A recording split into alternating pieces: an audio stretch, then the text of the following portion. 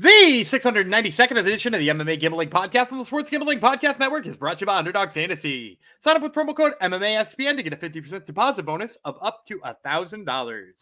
And we're also brought to you by Rhythm. Start crushing the college football and NFL seasons with Rhythm. Get your 7-day free trial today by going to sportsgamblingpodcast.com/RITHMM.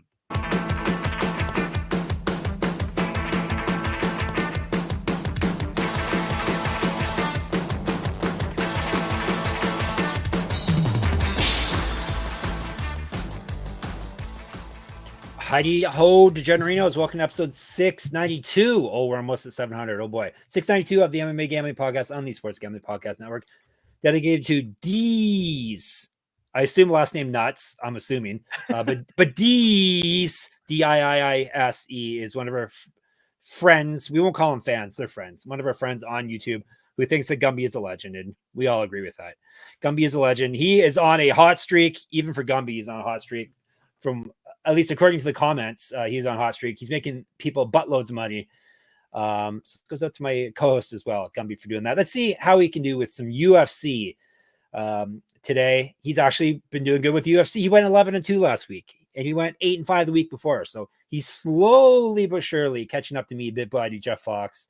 He's less than 1,000 behind me now. He's only $910 behind me. So there's still time. There is still time. This is the end of the year is where things fall apart on me usually. So we'll see. I've held it together longer than ever before. I'm still up money betting on every UFC fight, $100 in every UFC fight, regardless every of money line, every money line, regardless of your feeling about it. Because we only give picks, no lanes on this network. Yeah, I'm up $208 still. So we'll see if I can hold on. We got a fun event. That voice you just heard, that was not Big Body Jeff Fox. That was the one and only Daniel Gumby Vreeland. He is here to help me celebrate the 100th UFC event at the UFC Apex. All the memories, eh? Yeah. UFC Vegas 100. Yeah, it's so great. I also want to, because when we recorded our regional episodes for this week, Fury FC hadn't happened. And I don't know if you happened to see. I saw the comments. 5-0 on Fury FC, including... I took an underdog, Sam Kilmer, to beat the UFC veteran Josh Quinlan. And not only did he do so, he submitted him in the first. Wow, no sweat. As an underdog, didn't sweat. Just took him down. The grappling held up exactly the way I called it. So, yeah, a great Fury FC event. And we are, at the time of recording this, getting ready for Invicta. Yep. If you want a little bit of extra Invicta picks, too, make sure you check out our YouTube short, which gives you 3 extra picks since that card fell apart since we recorded the preview. It certainly did. UFC did too, but luckily we haven't recorded yet. So UFC had... There's still like one fight to be made, I think. Last I heard, Miles Johns was maybe going to still fight. Yeah. I don't know who they're going to find in that weight class. A brave person. Short notice. Because I'm imagining it's got to be a flyweight who's willing to go up. To not cut. And who's got to be in shape. Like this felt like a job for Antoine Ho. If he hadn't been viciously knocked out 2 months ago. Yeah.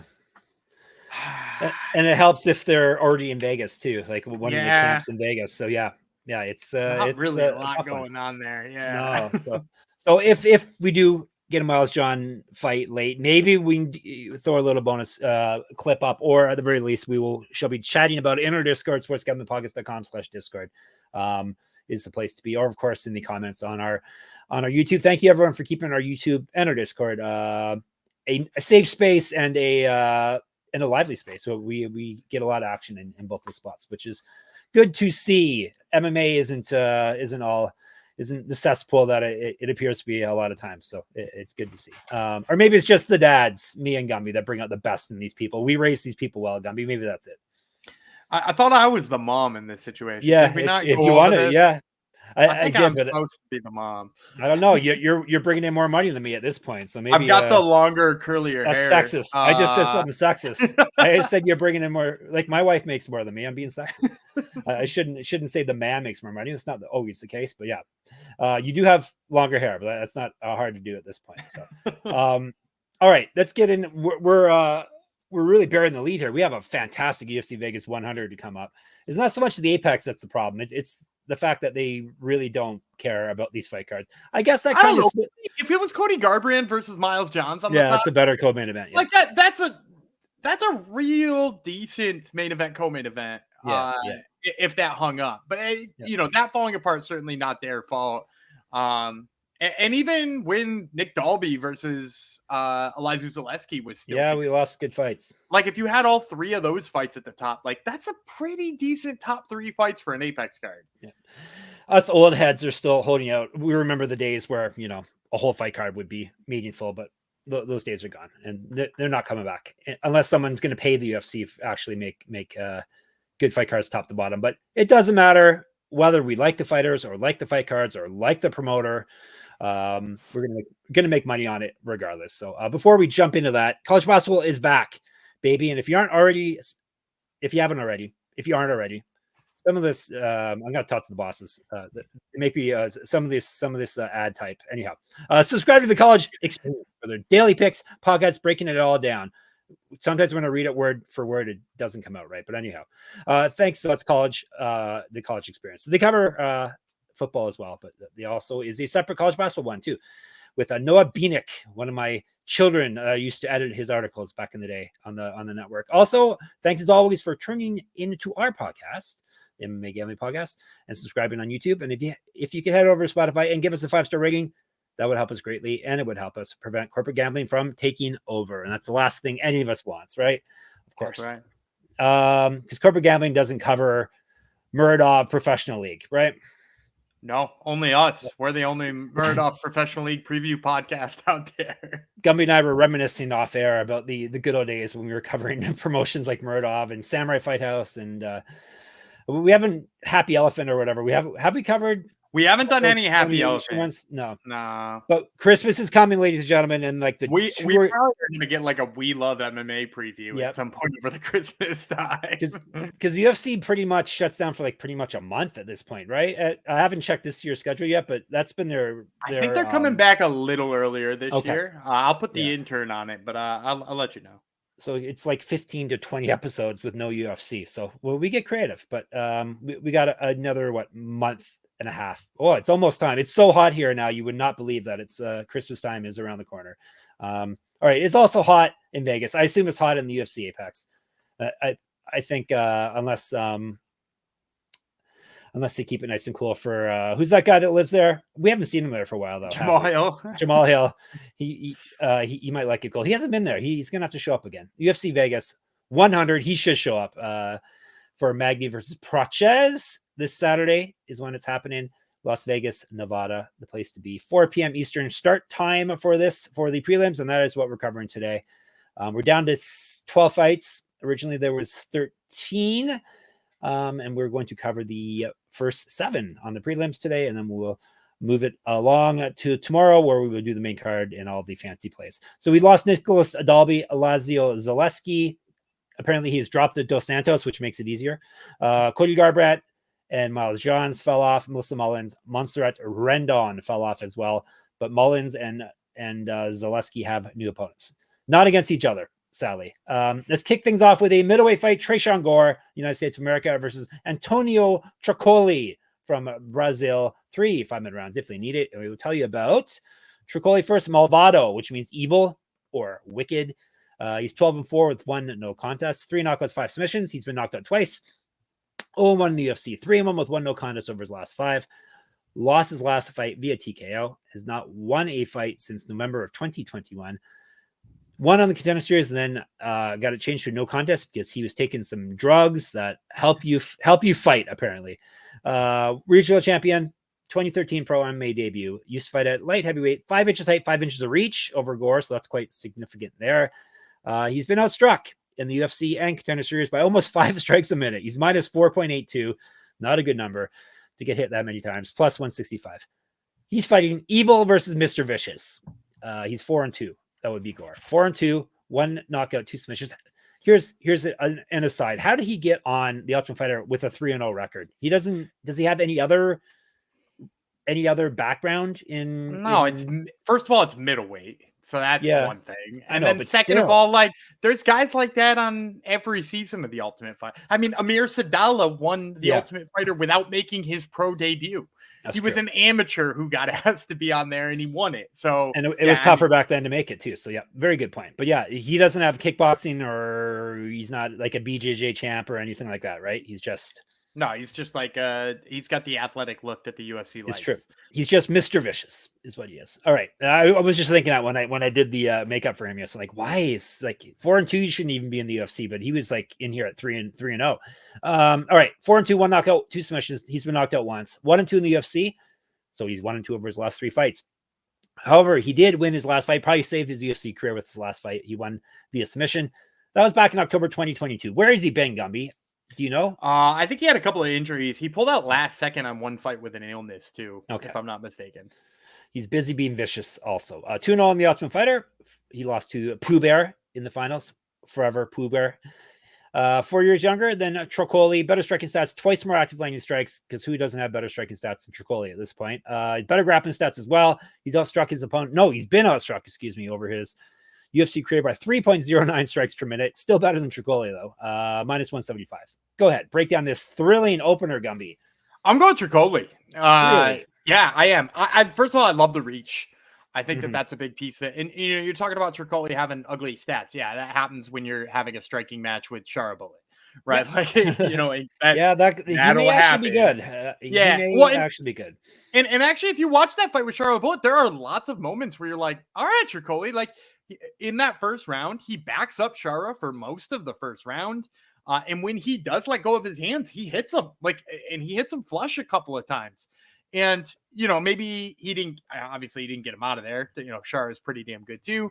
But like Shara basically had to wear him down and exhaust him. And if I'm remembering correctly, he took that fight on short notice.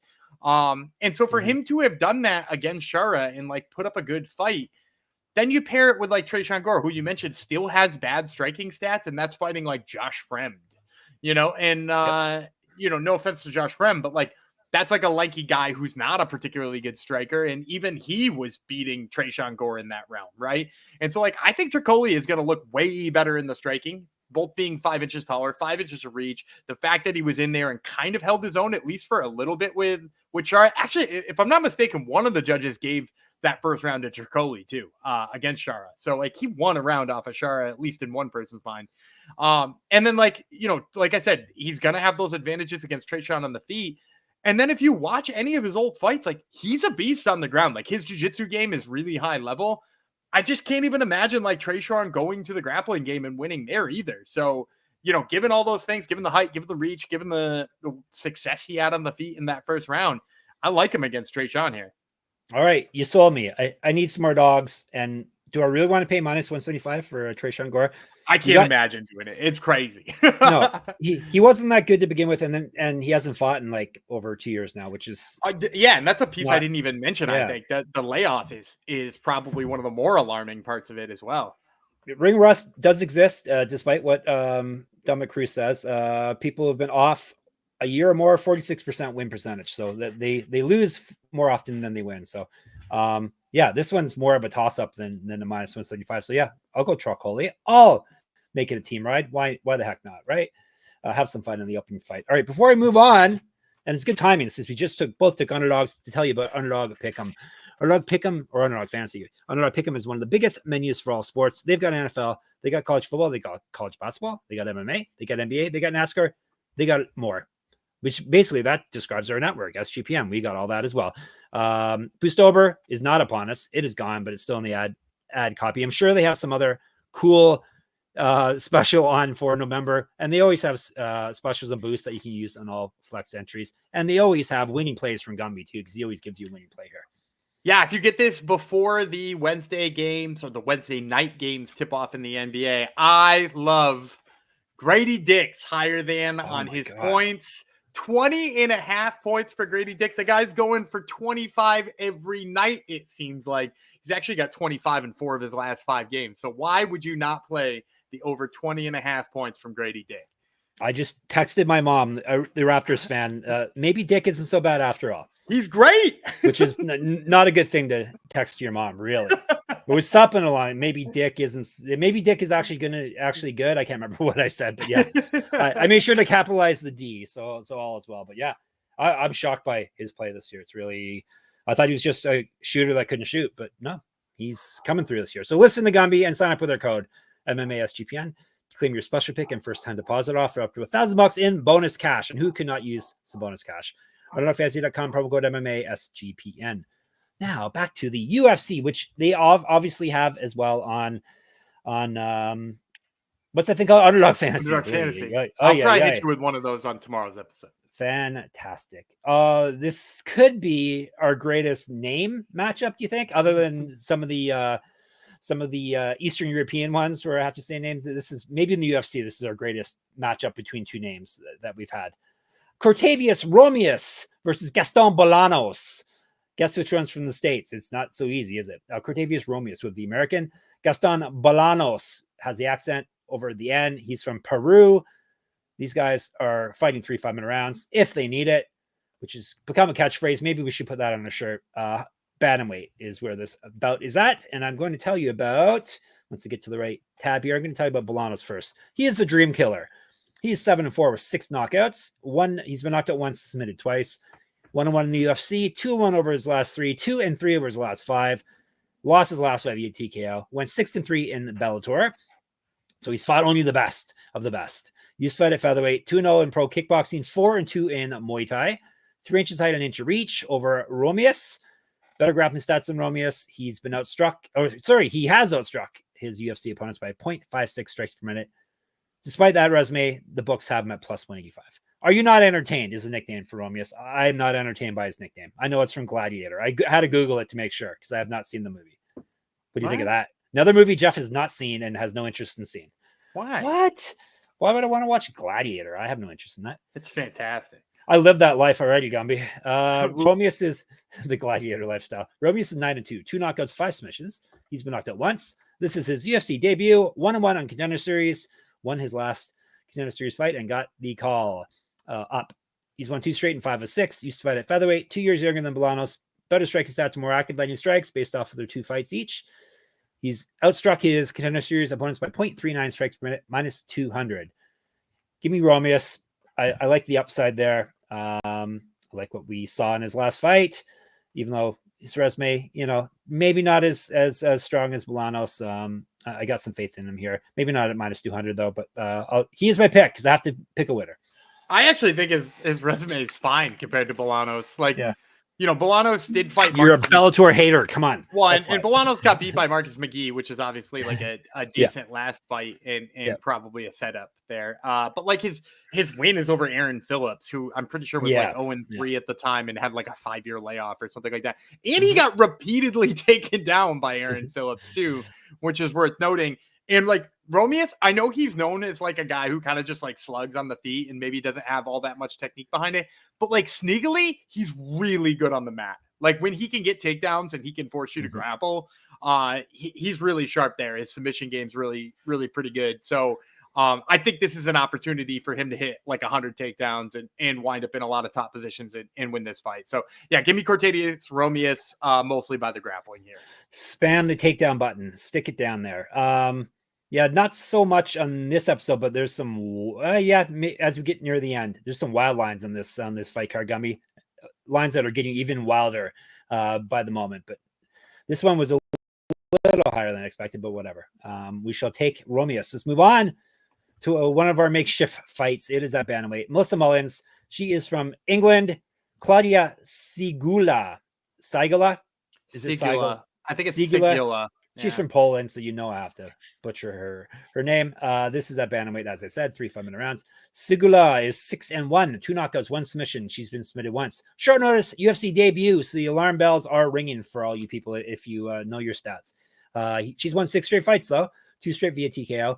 She's not fought since September 2023, and we already told you that is a cause for concern right there with when we were talking about Gore. Is not lost since January 2021. Used to fight at featherweight, 1 inch of height over Mullins, 7 years younger, plus 205. No mess, Melissa Mullins. 6-1 with 3 knockouts. She's been knocked out once. 1-1 in the UFC, got TKO'd in her last fight. That was her first career loss. Missed weight in that fight as well, which is not good because missing weight actually makes you lose fights more often than not. Regional champion, used to fight at featherweight, minus 245. So another kind of wide line, but I think it makes sense. Yeah, I think this one makes sense too. I'm going Melissa Mullins. If you watch Syguła, which I had to go back and do because, like, first of all, she wasn't on Contender Series and she was like weirdly signed. She's represented by one of the few talent agencies who get their guys still signed straight off of the street, especially on short notice. So when she got signed, I was like, who the hell is this? I saw her match with Mullins. I had to go watch some film on her. Her striking does not look good. Her hands are really slow. It seems like when she starts a strike and she sees her opponent move a little bit, she like tries to adjust in midair to the strike and move her hand.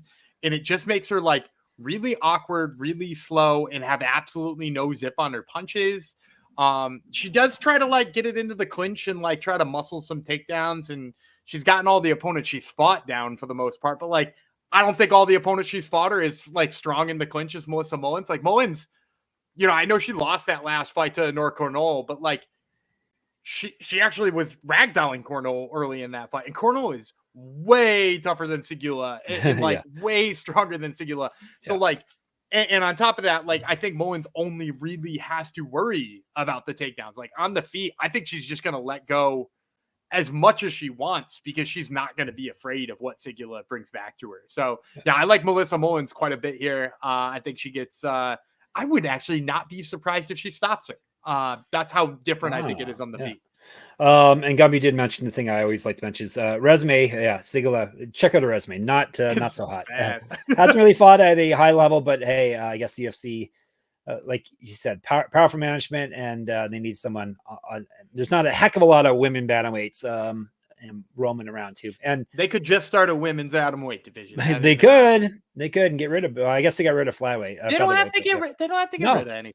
They have all these. They have an event every week, and they make them headline Apex cards. That would be better than what they're doing now. Right? I'd love to watch like a good women's atomweight division.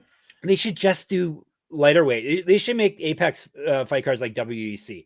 Wouldn't that be fun? I love that. Yeah, because the cage is so small. Like stop watching the other events. Yeah, like I noticed the cage size. The women's fights in Edmonton, like wow. Like I think it was the Jesuda Vicious fight. I'm like, wow, the cage is so much bigger than the Apex. I'm more used to. She closed that distance pretty quick. Yeah, but yeah, there's a free idea for you, UFC. Make it WEC throwback. Just women's and lighter weight classes, and us nerds would be happy. All right, let's move on. We're sticking with bantamweights. We're going to the men's side though. Cody Stamann, Damon Blackshear, both from the United States. Tell you about Stamann first, Mr. Wonderful or the Spartan. Take your choice. 21-7-1, 7 knockouts, 2 submissions. He's been submitted twice. 7-6-1 in the UFC. He's lost 2 straight. Before that, he won 2 straight. Before that, he lost 3 straight. I remember his 2-fight win streak. They were good times. Used to fight at featherweight. Multiple regional championships on his mantle. Correct. Get the shirt. sportsgamblingpockets.com/store. Get sticky with it. Where are we? 2011 pro MMA debut. 0-1 as a pro boxer. Better striking stats than Blackshear. He's outstruck his UFC opponents by 0.46 strikes per minute. He's at plus 230. Another kind of wide line. But if you think that's wide, you just wait. The monster, Blackshear. 14-7-1, 2 knockouts, 9 submissions. He's been knocked out once. Very durable dude. Guess they both are, really. 2-3-1 in the UFC. He's lost 2 straight. Before that, he won 2 straight.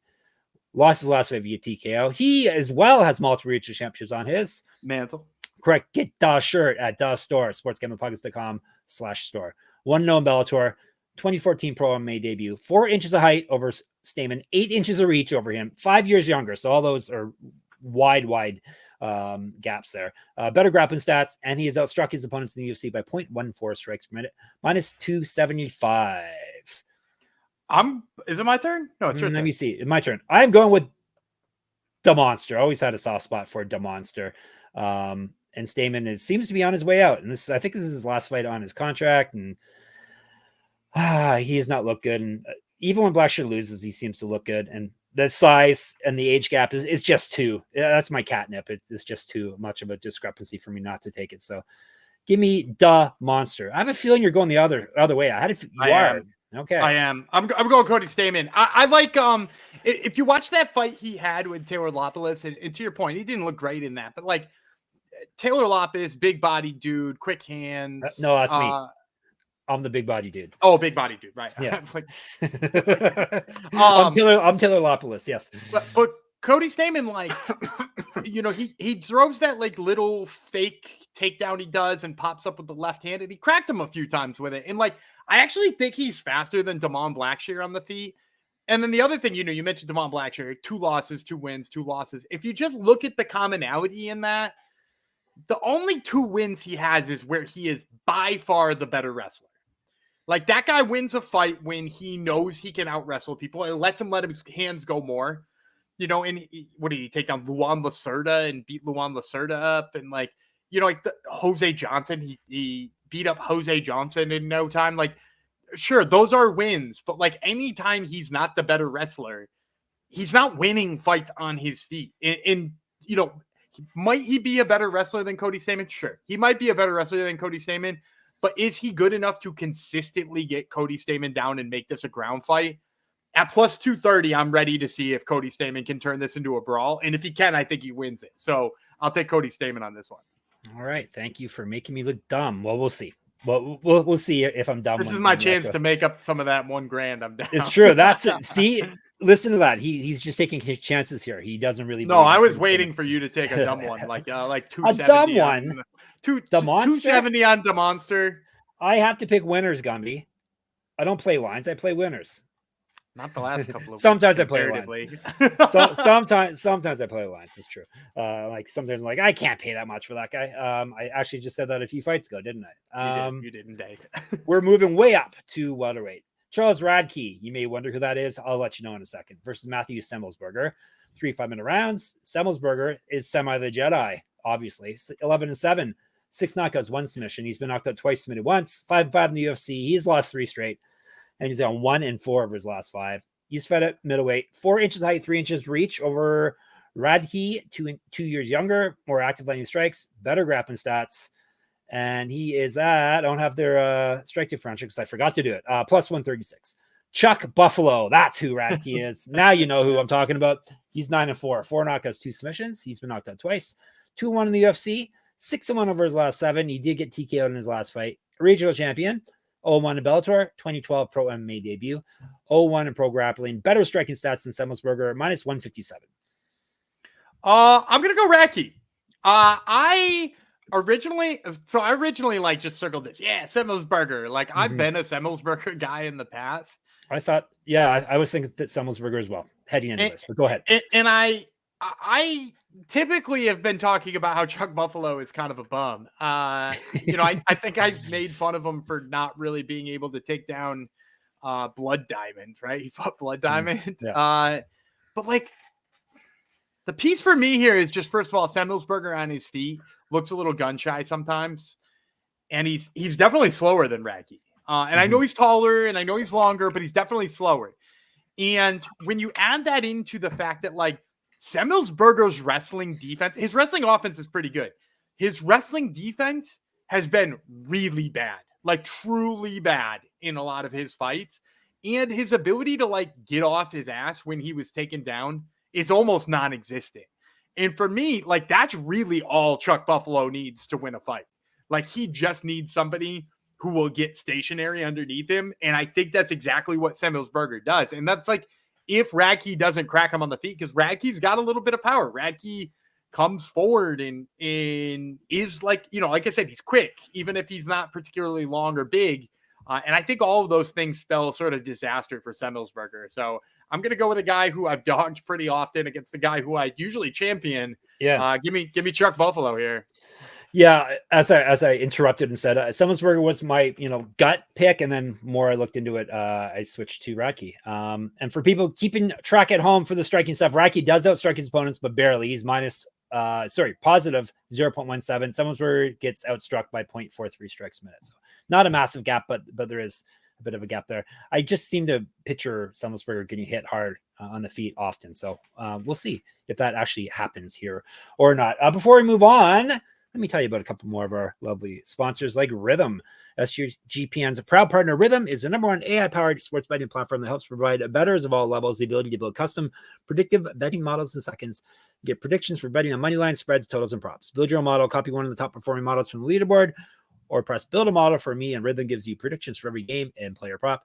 It also has a myriad of stats, research, and trend analysis to give you even more betting insights. You can now track your props in the Rhythm app, and Rhythm just launched their college basketball models. So check it out.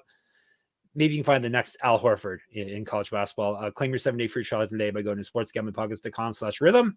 That's sportsgamblingpodcast.com/RTHMM. And we're brought to you by BetUS. Bet with the best in the business, BetUS. BetUS has been around for more than 30 years, as has Gumby and myself. I easily deposit using cryptocurrency and get lightning fast payouts. US players are always welcome. Go to sportsgamblingpodcast.com/BetUS and check out the MMA lines there. That's sportsgamblingpodcast.com/BetUS, promo code SGPN. That's the important part. So they know we sent you. BetUS, America's favorite sports book. All right, what are we moving on to next? A couple fights left here. We are going up to middleweight. Mansur Abdul-Malik, who was on Gumby's show last week, Top Turtle. I think 2 weeks ago. 2 weeks ago. Okay, right. Duško Todorović, who is not Todorović from Serbia, and Abdul-Malik from the United States. Middleweight, 3 5-minute rounds if they need it. Tell you about Krustko, aka Krusty Todorović. 12-4, 8 knockouts, 3 submissions. He's been knocked out 3 times, 3-4 in the UFC. Win, loss over his last 1, 2, 3, 4. He lost his last fight via TKO because he got injured. It was back in March of 2023. He's not won since October 2022. 1-0 on Contender Series. Regional champion. Better striking stats, more active landing strikes, and better grappling stats than Abdul-Malik. But Abdul-Malik has a very small sample size. Todorović has outstruck his opponents in the UFC by 0.99 strikes per minute. He's at plus 295. Abdul-Malik, 6-0, 5 knockouts, 1 submission. He's finished everyone. This is his UFC debut. 1-0 on Contender Series. He's fight at light heavyweight. An inch height, 5 inches reach, 3 years younger.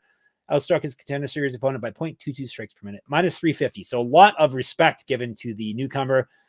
Really liked what he had to say on your show last week. Maybe that's swaying my pick, but I like Abdul-Malik. He's a young guy, a killer. He finishes everyone. Todorović is just, so-so in the UFC. I think Abdul-Malik has some potential here. So give me the newcomer.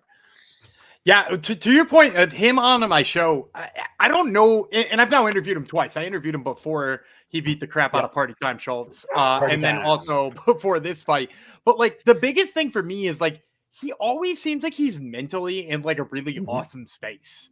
Like he's a guy who sees this as a job, but also like has like a very meta approach to MMA. And his last fight showed us a lot of things about his game that I think we needed to see, right? Like, because we had seen him, absolutely knock the stuffing out of people in LFA. Like he KO'd that one dude from guard, and just like one of the most vicious knockouts and one of the most negligent referee moments of all time.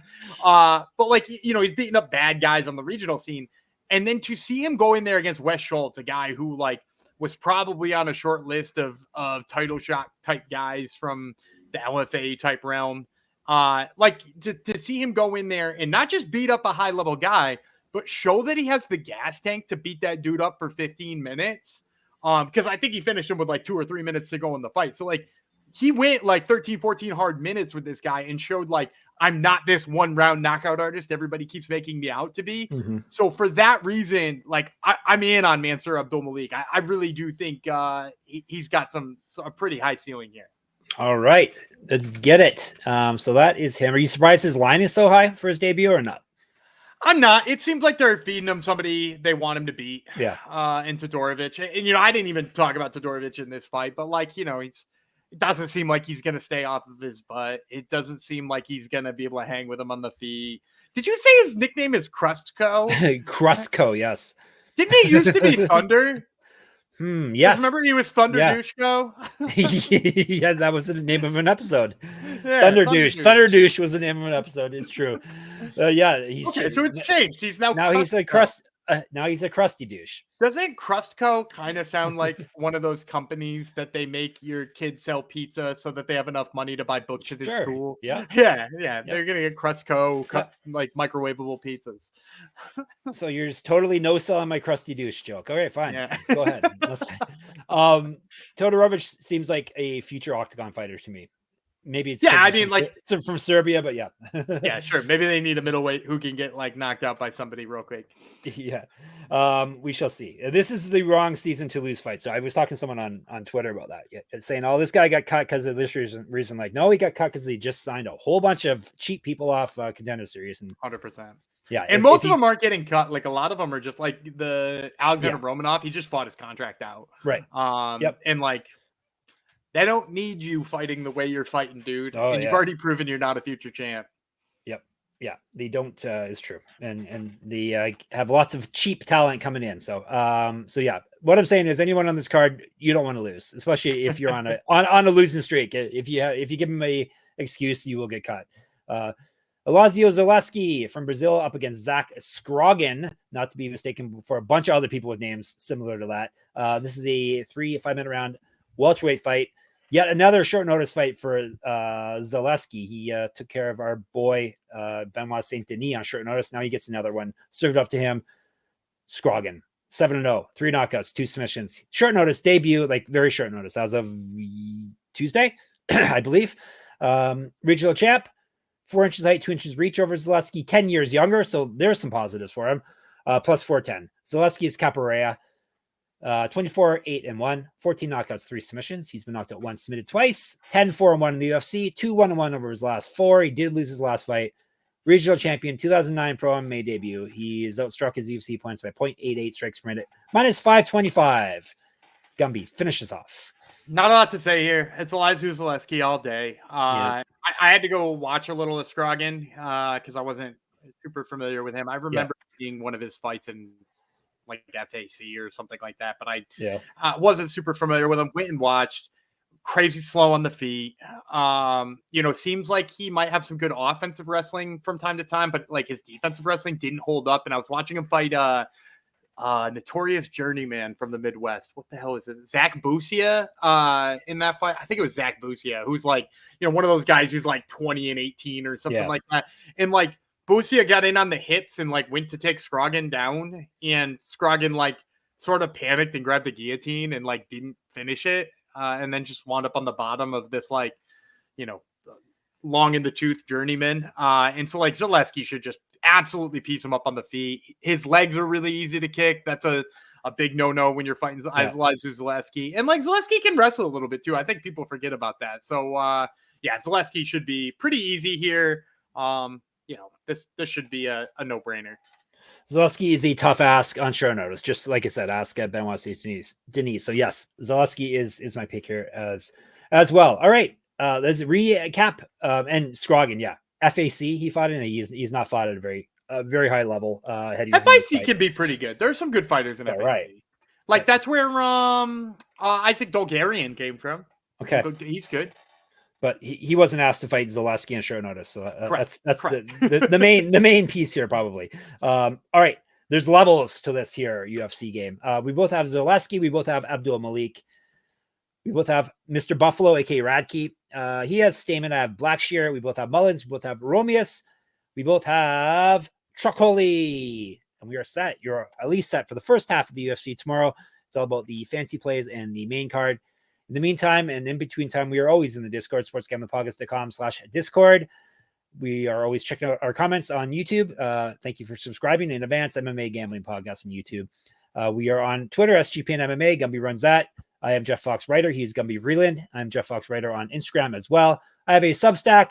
Get in there. At the very least, free subscription will get you into my UFC Pick'em contest I run every week, including this week for this event. So that's Money MMA at Substack. What is it again? MoneyMMA.substack.com. Thank you, Gumby. There's some dots there. Gumby's got Top Turtle MMA podcast. Who is on it this week? I have not seen it yet in my feed, right? No, I am talking with a couple of LFA guys who are fighting this weekend. Stav Corin is on the show, as well as Christian Natividad. Yes. So there you go. Check that out. Top Turtle MMA. And of course, we are sportsgamblingpodcast.com, sportsgamblingpodcast.com/store to get your gear, sportsgamblingpodcast.com/Patreon to get more content. We'll be back tomorrow. No Mask, Jeff Fox, Gumby the Jedi. We'll talk to you then.